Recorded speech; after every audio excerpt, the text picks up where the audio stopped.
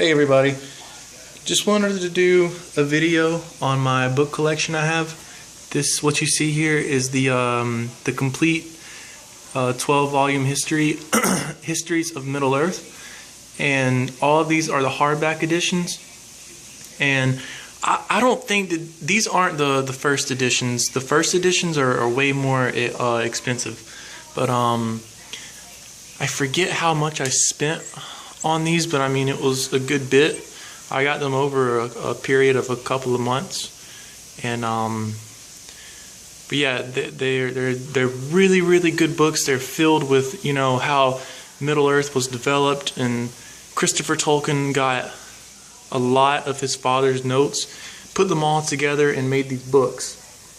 And anyway, I have a few other books here. Most of these are just you know, Tad Williams, you know, Game of Thrones, and a couple of others, some Hardy Boys, and the Fellowship of the Ring and Return of the King. I'm reading The Two Towers right now.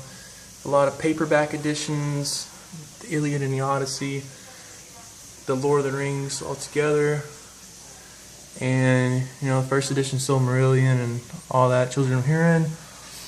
And alright, let's take a look at these. This is the Book of Lost Tales, Part 1.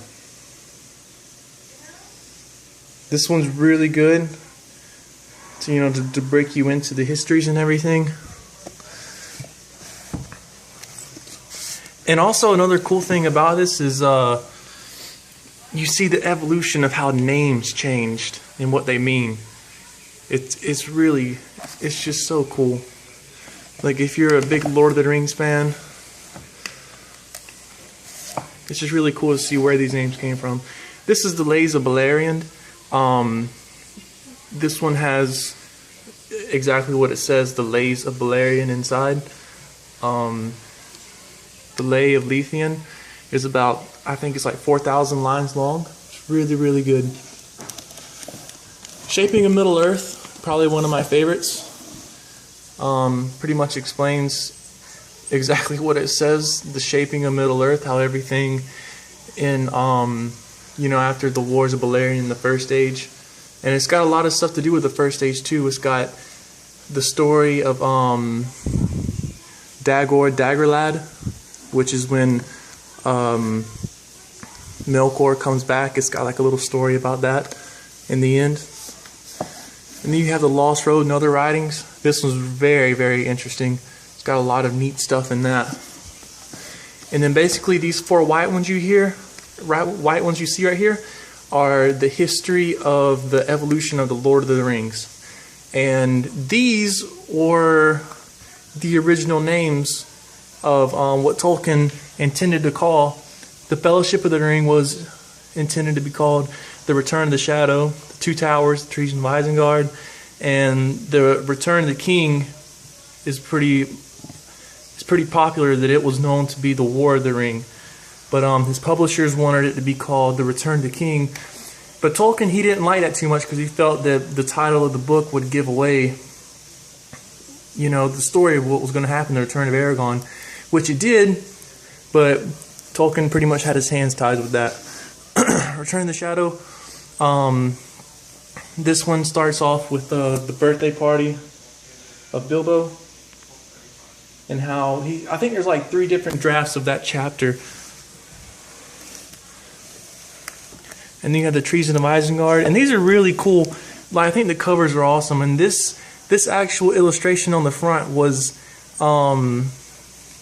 before they did the movie. I forget. Either this illustration was done by Alan Lee, or wow, I can't believe I forgot his name. But I think this was done by Alan Lee, if I'm not mistaken. And this is actually the bottom of the Tower of Orthanc. Whenever Peter Jackson saw this first, he was like, I wonder what the rest of this tower looks like, you know? So that's how the design came up for the movie, is this exact drawing, and it was done before the movie. Okay. Then you have the War of the Ring here. Haven't dabbled into this one much yet. I know it's got a lot of cool illustrations in it and everything, and so does the Treason of Isengard. Has a drawing of Orthanc and everything inside of it. Sauron Undefeated, haven't opened this one at all yet. I have yet to see what's inside of it, so we'll get around to that. Morgoth's Ring and the War of the Jewels. This one is probably one of my favorite ones, just because it's a little bit sticky up there. The later Silmarillion Part 1 and later Silmarillion Part 2. This is pretty much the evolution of the Silmarillion. You know, and some of these have some things that go on the Silmarillion. The Lays of Beleriand does as well. But Morgoth's Ring and the War of the Jewels. And if you don't know, you know Sauron's Ring, which is the One Ring. Morgoth's Ring is basically the entire universe of Arda, because his ring is pretty much symbolized as the entire world. Okay, Sauron's evil was concentrated into that one ring, but Morgoth's Ring is the entire universe. And the War of the Jewels is basically a continuation of Morgoth's Ring. Okay, and what we have here, this is one of my favorite ones. It's packed with just information and cool stories, especially at the end. There's this cool story called the War of the New Shadow. And that's Eldarion, Aragorn's son. During his time, you know, evil started to creep back into the world, but Tolkien abandoned it because it would be, he wrote in a note, it wouldn't be worth doing because it's just more of a satiric story, so he abandoned it pretty early on. But it's got, I think, 2 or 3 pages of what he wrote already about it, and it sounded very interesting. I wish he would have followed through. But since he didn't, that gives it kind of a mystic feeling about the story, like you wonder what happened, you know? So it's really cool. And then basically here, it's not part of the histories, but just the letters of J.R.R. Tolkien. It's a really neat book, all of his story, all of his letters he wrote and everything. But yeah, guys, that's it. Just wanted to show you all of those. And if you're looking into buying these, your best bet is definitely going to be Amazon. eBay is a hit and miss. I think I got 2 of these off of eBay. But when I was buying these, the most expensive one was this one, Morgoth's Ring. Cost me $43. But if you get it off of eBay, it's gonna be like, I saw one today, it was like $153.